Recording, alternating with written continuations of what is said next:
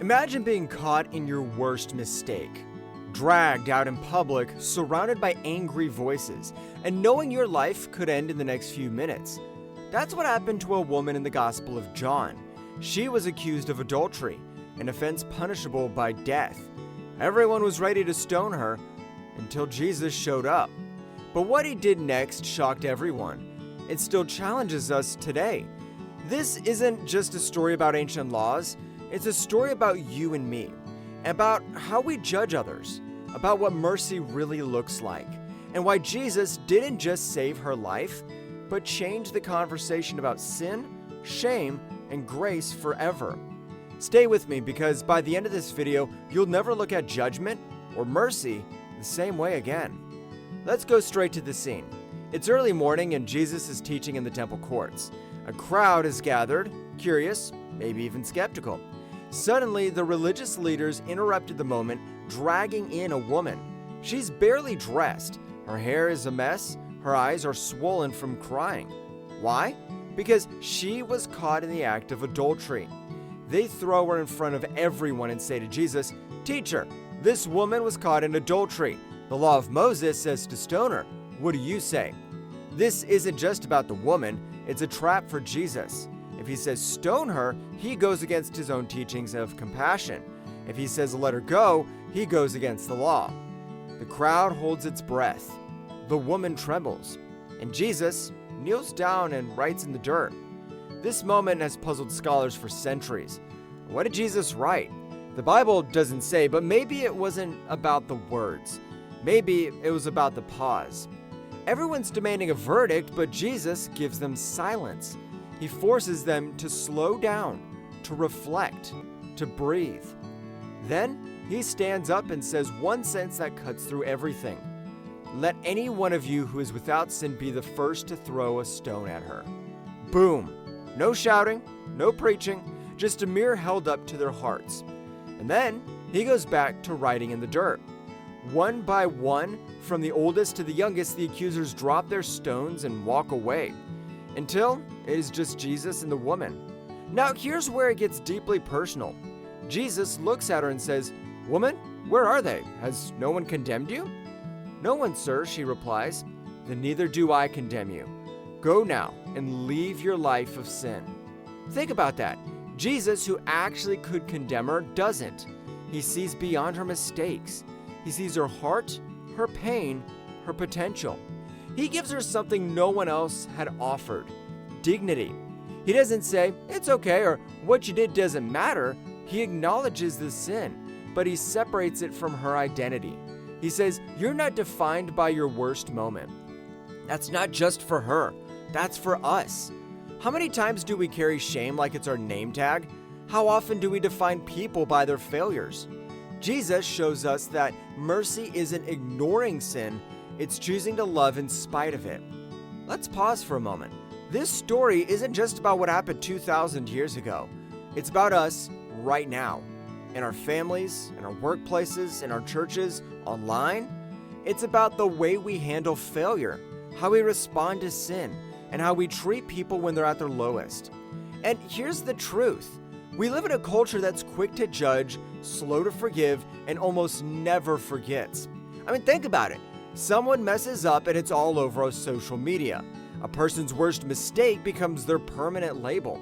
Even in spiritual communities, people are often made to feel like outcasts after one wrong move. But Jesus flips the script. He shows us that the grace of God doesn't begin after you clean yourself up. It meets you in the dirt, in the mess, in the very place others want to bury you. Here's the thing. Jesus didn't see a problem. He saw a person. To the Pharisees, the woman was just an object in a theological debate. To the crowd, she was a scandal.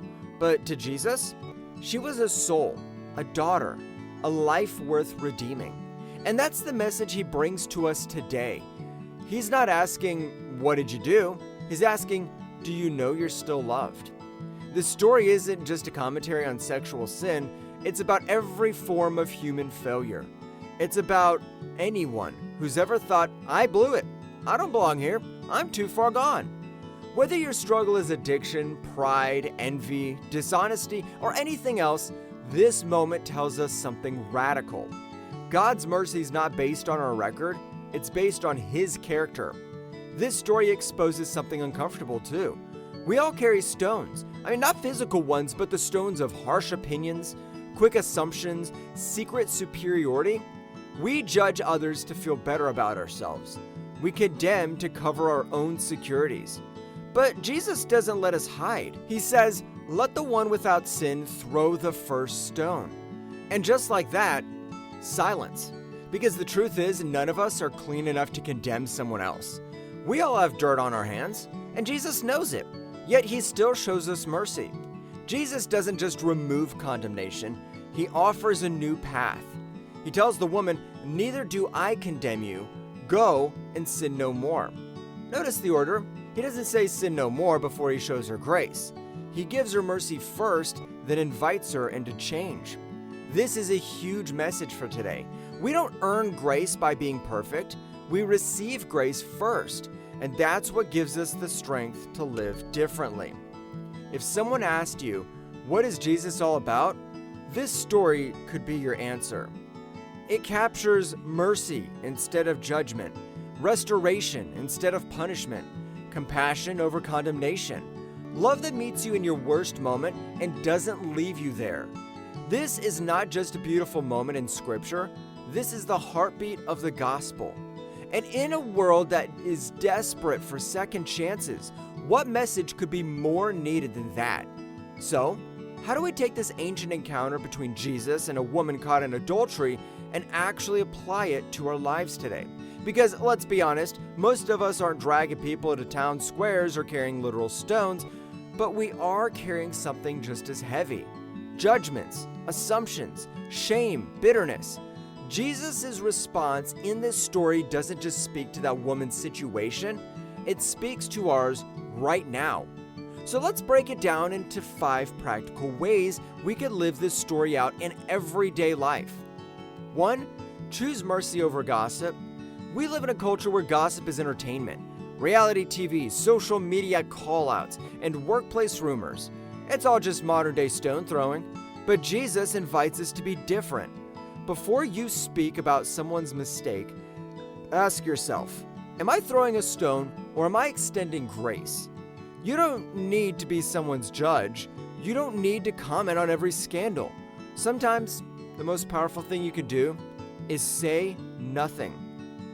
Number 2, look past the moment. It's easy to define people by their worst day. Oh, she's the one who cheated. He's the guy who got fired. They're the couple that divorced. But Jesus looks past that woman's act of adultery and saw something more. A person, not a problem. A life, not a label. We all need someone who sees the whole story, not just the headline. Jesus is asking us, can you be that kind of person? Number 3, speak the truth, but wrap it in grace. Now, let's be clear, Jesus didn't ignore the sin.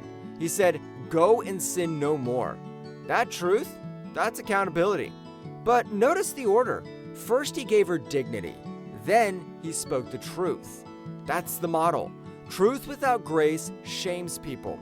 Grace without truth leaves them stuck. But when we lead with love and follow with wisdom, lives change. Number 4, remember you've been in the dirt too.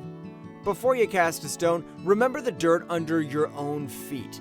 We all have chapters we don't read out loud. Things we regret, choices we've made, people we've hurt. That's not meant to make us feel guilty. It's meant to make us humble. When you remember that you've needed forgiveness too, it becomes a lot easier to give it. Number 5, let go of the shame you're still carrying. Maybe you're not the one holding a stone. Maybe you're the one who's been hit by them. Maybe you've carried shame for years over a past mistake. Maybe you've assumed that you're too far gone. Hear this clearly. Jesus didn't just forgive the woman, He restored her.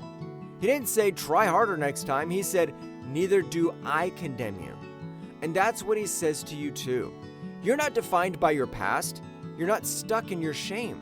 You are seen, known, loved, and invited to live free.